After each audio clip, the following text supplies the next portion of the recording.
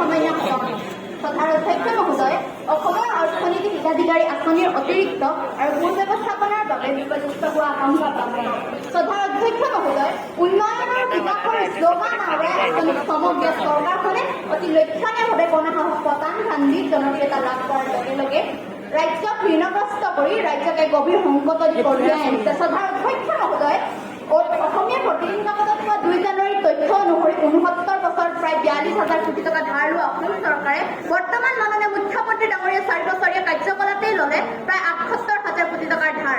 সভাৰ অধ্যক্ষ মহোদয়, খানাপাৰাত 25,000 যুৱক যুৱতীক ধন বিতৰণ কৰাৰ সময়ত, অৰুণোদয় আঁচনিত 4,000 কোটি টকা খৰচ কৰাৰ সময়ত, সৰুসজাই ষ্টেডিয়ামত 11 ডিচেম্বৰৰ পৰা অনুষ্ঠিত হোৱা সেই 12 দিনীয়া কাৰ্যকলাপতে কেৱল মাত্ৰ পেণ্ডেলত 25 কোটি টকা খৰচ কৰাৰ পিছত যেতিয়া RBI ঋণ পৰিশোধ কৰাৰ সময় আছিল, তেতিয়া আমাৰ চৰকাৰে পুঁজিৰ অভাৱ দেখুৱাই ৰাজ্যক এক চৰম লজ্জাত কৰিবলগীয়া পৰিস্থিতিৰ সৃষ্টি কৰি দিয়ে। সভাৰ অধ্যক্ষ মহোদয়, RBI নীতি অনুসৰি 10 বছৰ ম্যাদিত ধন যদি অসম চৰকাৰে পৰিশোধ কৰিব নোৱাৰে, তেনেহ'লে আমাৰ অসমক RBI ঋণ দিয়া বন্ধ কৰিব। আৰু যেতিয়া RBI আমাৰ অসমক ঋণ দিয়া বন্ধ কৰিব, তেতিয়া আমাৰ অসমত এনে এক হাহাকাৰ পৰিস্থিতিৰ সৃষ্টি হ'ব, য'ত নেকি এটা দৰিদ্ৰ আৰু মধ্যবিত্ত পৰিয়ালৰ ঘৰত এখন সামান্য ৰুটিৰ বাবে হাহাকাৰ কৰিব লাগিব। সভাৰ অধ্যক্ষ মহোদয়, বিপক্ষে দলৰ বক্তাসকলে আমাৰ কৃষকসকলৰ বাবে বহুত কিবা কিবি কথা কৈছিল, কিন্তু সভাৰ অধ্যক্ষ মহোদয়, আমাৰ মুখ্যমন্ত্ৰী ডাঙৰীয়া যে কৃষিৰ বাবে আঁচনি প্ৰণয়ন কৰিছে, তাৰ বিপৰীতে আকৌ আমাৰ অসম চৰকাৰখনে সেই যোৱা 2024 চনৰ জুলাই মাহত ডিব্ৰুগড় কামৰূপ জিলাকে কৰি 18খন জিলাৰ প্ৰায় 17,000 বিঘা কৃষিভূমিক ঔদ্যোগিক ভূমিলৈ পৰিৱৰ্তিত কৰিছে। সভাৰ অধ্যক্ষ মহোদয়, ইয়াৰ জৰিয়তে জনকল্যাণমূলক আঁচনিৰ প্ৰকৃত উদ্দেশ্য নিৰ্বাচনত জয়লাভ কৰা নে আৰ্থ সামাজিক সুৰক্ষা সুনিশ্চিত কৰা, সেয়া আমাৰ মাজত জল পটকৈ স্পষ্ট হৈ পৰিল।